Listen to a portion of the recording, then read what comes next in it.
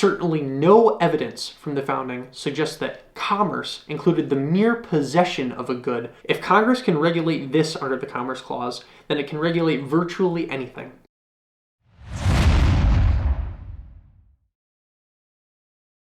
Welcome back to Thinking Things Over. If this is your first time here, I'm happy to have you. After this video, I want you to be better aware of a severe threat to your rights. This threat rarely gets attention, largely because the perpetrators are extremely adept at presenting themselves as friendly, compassionate allies. They have had terrifying success by appealing to people's emotions while employing ruthless political tactics. In fact, they have convinced millions of people to actively support them and, essentially, advocate for their own captivity. I also hope that you leave this video optimistic, because we are now in a position where the threat is being countered better than at any time in recent memory. There are fighters actively protecting you from threats against your liberty. The danger is far from exterminated, but right now, those who are shielding you have the upper hand. Okay, pause. What am I talking about? I am talking about judicial philosophies. I want to make you aware of the dangers posed by one philosophy, eager to revoke your freedoms undemocratically, and the virtues of another, committed to protecting your existing rights and reasserting the validity of those that have been trampled. To get into the nuance behind the battle, we all need to be up to speed on how the government works. In America, we have a constitution. This document outlines the structure of the government and the powers it has. We have three branches of government. The legislative branch makes the laws, the executive branch enforces the laws, and the judicial branch evaluates the laws. In America, the Supreme Court has the power of judicial review, in which they evaluate legislative and executive actions to decide if they're constitutional, if they adhere to the Constitution and are within the limits of power granted by it. The Constitution recognizes certain rights of the people too, and the Supreme Court frequently makes decisions regarding whether or not the other branches of government have violated the constitutional rights of the people. If the other branches of government have violated the Constitution, including violating the rights of the people, the Supreme Court can strike down laws or make other appropriate changes to reassert the authority of the Constitution. The Constitution is the supreme law of the land, and all of their legislation, laws passed by legislatures, must be compliant with it. So, if you didn't already, now you understand the basic structure we're working with. Within the judicial branch, when it comes to judicial review, when it comes to interpreting the Constitution, there are different philosophies. Living constitutionalism, better described as judicial activism, is a significant threat to you and your freedom. Here's how. Living constitutionalism can be defined as the belief that the Constitution has a dynamic meaning which can change over time without formal amendments or changes. Without any textual, tangible change, adherents of this philosophy believe that the document can have an evolving meaning with the mere passage of time. Although many advocates sincerely believe this viewpoint, it operates practically as a front to subvert the Constitution. We have an amendment process to change the Constitution. The amendment process is clearly outlined within the Constitution itself. Living constitutionalists believe that they ought to have the power to change the meaning of the Constitution as justices, through the judicial branch alone, without following the amendment process. How is this permissible? How is this mainstream? Unfortunately, the prevalence of this philosophy is a product of human nature. Humans have a drive to power. People want to assert their power, their principles, upon others. So, when passing changes to the law or to the Constitution has proved difficult, some people have devised this pseudo-compassionate legal philosophy to justify the use of ruthless political power, evading the democratic process.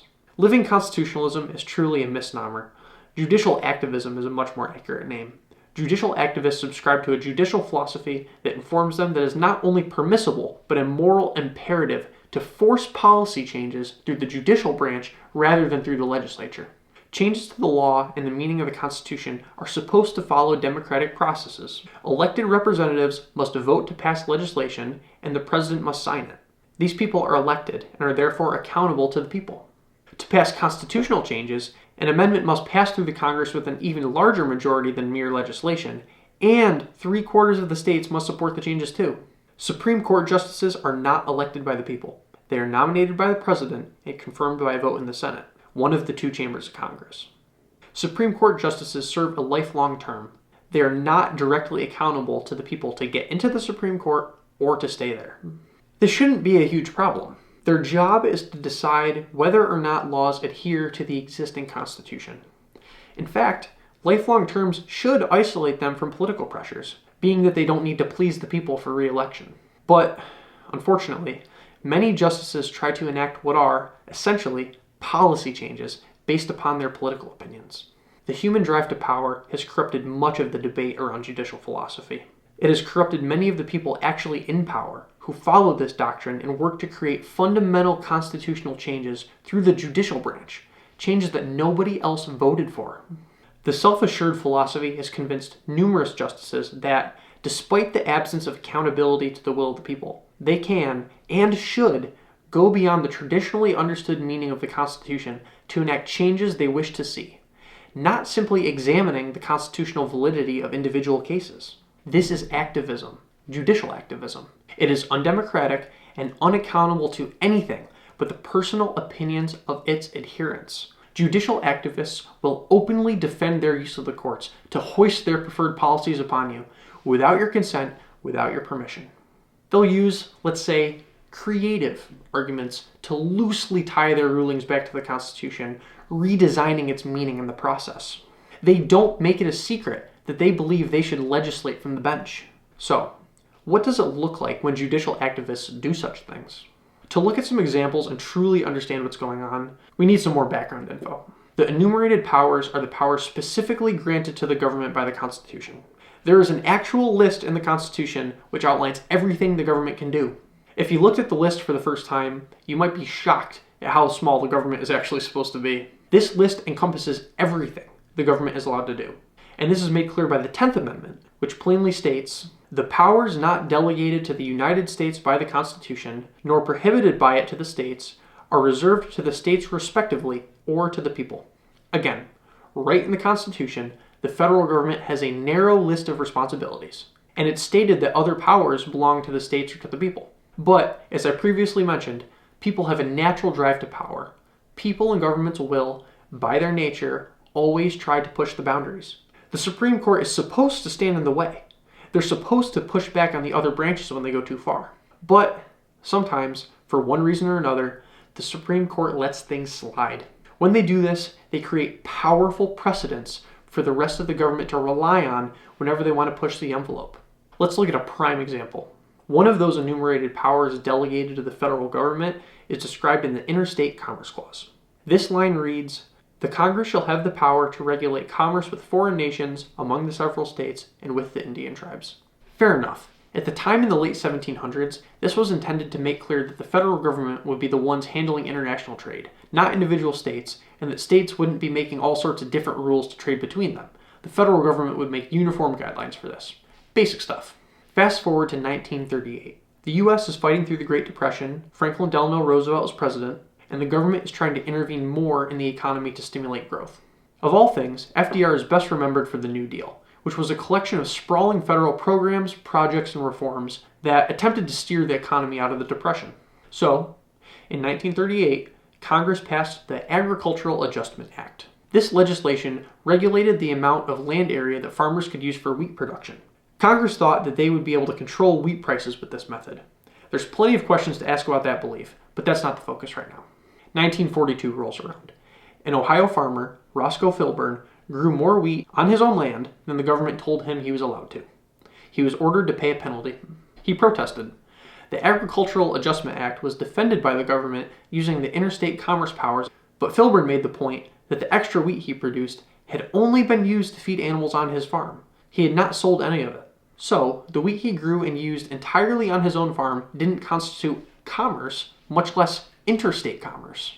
Filburn believed that the government was out of bounds to be regulating some wheat he produced and used on his own land under interstate commerce powers.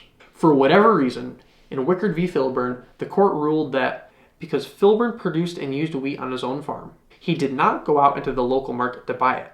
And abstaining from this local commercial action could have an effect on interstate commerce if many people chose to do what Filburn had done. They ruled that Congress could legitimately regulate activity entirely within a singular state, even entirely on one's own property, whether the action was explicitly commercial or not, if the action could have any effect on interstate commerce if many people did it. It shouldn't have to be said, but I'll make it clear. This is nothing like what the founders envisioned when they wrote the original Constitution in 1787. They would have found it vile that politicians in the nation's capital could regulate one man growing a little bit of wheat for personal use on his own land. Their intent in the Interstate Commerce Clause was nothing of the sort. But with the backdrop of the Great Depression and the New Deal, the Supreme Court let it slide. And this fact does not have implications limited in time and place. It opens the door to further abuses of power. It sets a precedent. Let's go to 2005. In Gonzales v. Raich, Angel Raich and Diane Monson sued the government, alleging that the Federal Drug Enforcement Agency, the DEA, had violated their rights. They grew and personally consumed cannabis at home, which was legal under California law, but the practice was still considered illegal under federal law, and the DEA destroyed 6 of their plants. Does this remind you of Wickard v. Filburn? Relying heavily on the precedent from Wickard, in Gonzales v. Raich, the Supreme Court decided that the federal government's regulation and destruction of the homegrown cannabis was constitutional. The court held that regulating the at-home production of marijuana could be related to a greater, different interest of limiting access to illegal marijuana, which could, potentially, cross state lines. Not everyone on the court agreed with the majority ruling, though. Justice Clarence Thomas wrote a scathing and, in my opinion, awesome dissent. He wrote, in part, Diane Monson and Angel Raich used marijuana that has never been bought or sold, that has never crossed state lines, and has had no demonstrable effect on the national market for marijuana. If Congress can regulate this under the Commerce Clause, then it can regulate virtually anything. Respondents' local cultivation and consumption of marijuana is not commerce among the several states. Certainly no evidence from the founding suggests that commerce included the mere possession of a good or some personal activity that did not involve trade or exchange for value. In the early days of the Republic, it would have been unthinkable that Congress could prohibit the local cultivation, possession, and consumption of marijuana. If the federal government can regulate growing half a dozen cannabis plants for personal consumption, not because it is interstate commerce, but because it is inextricably bound up with interstate commerce, then the Congress's Article I powers, as expanded by the Necessary and Proper Clause, have no meaningful limits. Whether Congress aims at the possession of drugs, guns, or any number of other items, it may continue to appropriate state police powers under the guise of regulating commerce. If the majority is to be taken seriously, the federal government may now regulate quilting bees, clothes drives, and potluck suppers throughout the 50 states. This makes a mockery of Madison's assurance to the people of the state of New York that the powers delegated to the federal government are few and defined, while those of the states are numerous and indefinite. That last line is a reference to number 45 of the Federalist Papers, written by James Madison, who also wrote the Bill of Rights, the first 10 amendments to the Constitution, and would later become the 4th U.S. president. That dissent speaks for itself. And the abuse of the Commerce Clause is just one example of how the drive to power has perverted the standards and practices of our government over time. Sometimes, even scarier opinions of judicial activists can be found in their dissents in cases in which their opinion is not that of the majority. Let's look at 2 examples. One more Commerce Clause case and one religious rights case. Let's take a look at United States v. Lopez. In 1992, Alfonso Lopez carried a firearm to his San Antonio high school. The gun was not loaded, and he claimed that he brought it to deliver to another person. The school received a tip that he had the weapon, which he admitted when he was confronted. The next day, Lopez was charged under the Gun-Free School Zones Act of 1990. This legislation made it illegal for any individual knowingly to possess a firearm at a place that he knows is a school zone. He was later found guilty and sentenced to 6 months imprisonment with 2 years of supervised release. Lopez filed an appeal. The law under which he had been convicted needed to be constitutional. It needed to be within the federal government's rightful powers. The government argued that the Gun-Free School Zones Act was within the rightful bounds of the Commerce Clause.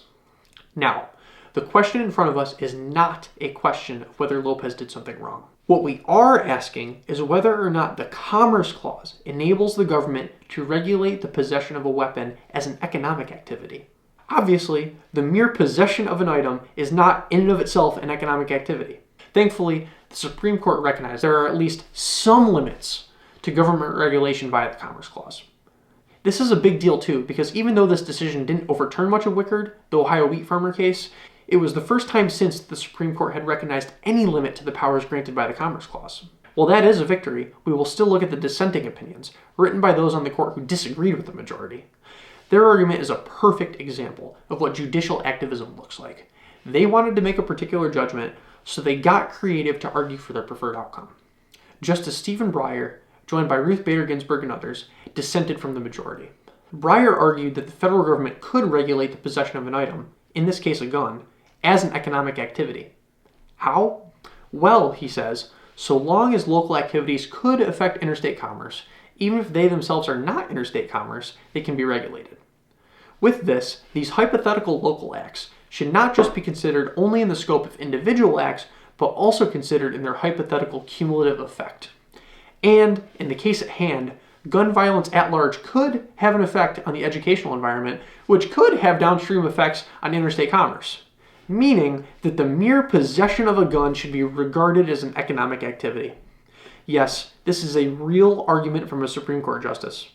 Does it seem like, just maybe, Breyer wanted to regulate guns and would make any argument to do so? I sure think so. Consider the opinion of Justice John Paul Stevens, who wrote his own dissent on the case. Stevens was willing to go even further. He declared that, quote, guns are both articles of commerce and articles that can be used to restrain commerce. Their possession is the consequence, either directly or indirectly, of commercial activity. In my judgment, Congress's power to regulate commerce in firearms includes the power to prohibit the possession of guns at any location because of their potentially harmful use. Take a second to digest that. There are people in power, who seriously believe that. Again, all we've talked about is one constitutional topic.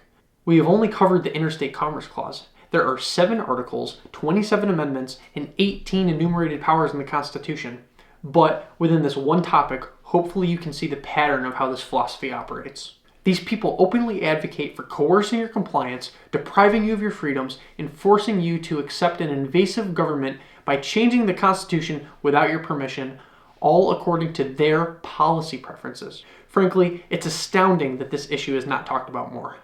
Let's look at one more case, a recent one. In 2022, the Supreme Court ruled that a school voucher program in Maine was unconstitutional because it unlawfully discriminated against religious schools. The First Amendment says, in part, Congress shall make no law respecting an establishment of religion or prohibiting the free exercise thereof. This line mentions Congress, but states have to respect the boundary too because of the 14th Amendment, stating in part that, no state shall make or enforce any law which shall abridge privileges or immunities of citizens of the United States.